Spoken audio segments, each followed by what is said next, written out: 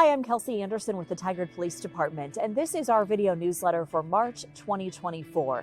And we are heading into spring. We figured that was a good time to bring in one of our school resource officers to talk a little bit about child safety and parents, what you might want to know about the things that your kids are talking about in school and some of those big concerns that our SROs are seeing. So with me today, we have Officer Brian Imus, who works in one of our middle schools over at Tuolity. Welcome. Thank you. Yeah. Thank you. So tell me a little bit, you're working with that middle school level. What kinds of things are kids coming to you to talk about? What kinds of issues are you seeing in schools? Well, we're seeing some of the same typical issues that we've seen over the years.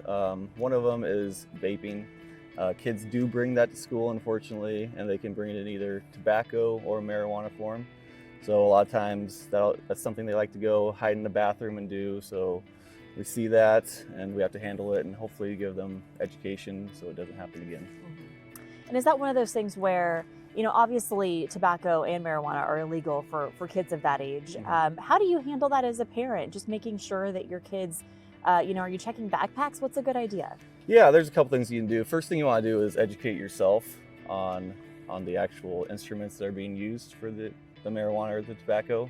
There's a lot of variety that they can look like. So go online, Google search it. It'd probably be the easiest thing to do just for vape pens and such, and it'll show you a wide variety because a lot of them will look like something you might think was like a USB drive or something. So it can be hidden. And then again, if you want to go that extra step, especially if your kid has an issue with bringing it to school, then do that bag check or do that room check or whatever you need to do to make sure they don't do that. And probably just education with your kiddo too, talking about the health consequences of using those kinds of substances. Yeah, the school definitely does that some too, but as a parent, reinforcing that is definitely a good idea. Mm-hmm. Mm-hmm. And I know one of the other really big issues that we talk about all the time is social media. Oh, yes. Do you have any trends that you're seeing specifically right now, or just that general awareness?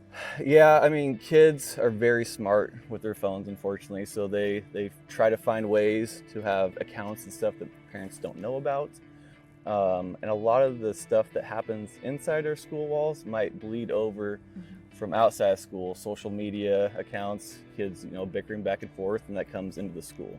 Schools these days, especially in our district, are trending to not letting kids use phones inside school, but they definitely have those issues outside of school that come then into the school the next day.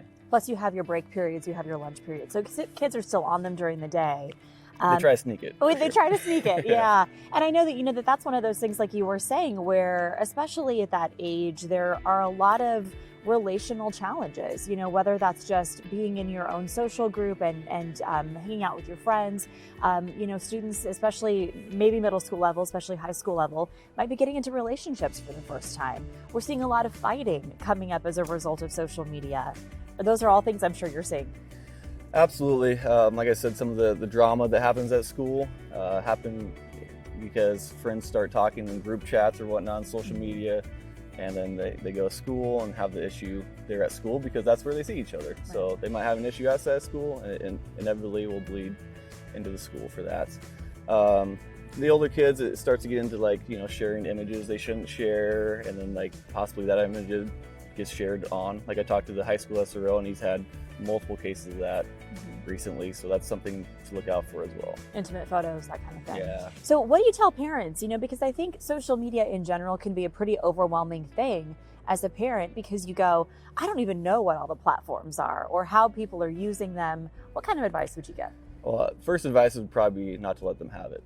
Second advice would be monitor what apps they can download. There's easy ways to do that where you have to give permission for the apps to be downloaded. So I would definitely look into something like that, and then let your kids know that although it's their phone to use, as a parent, I can monitor this at any time and do that.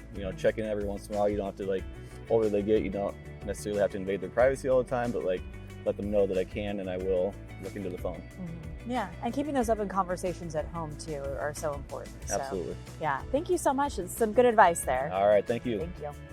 And we always like to take a look backward as well and talk about the previous month that has just finished. In February, our officers responded to 3,273 calls for service. That's an average of 113 calls each and every day. And that's it for this month. Be sure to connect with us on whatever social platform you use.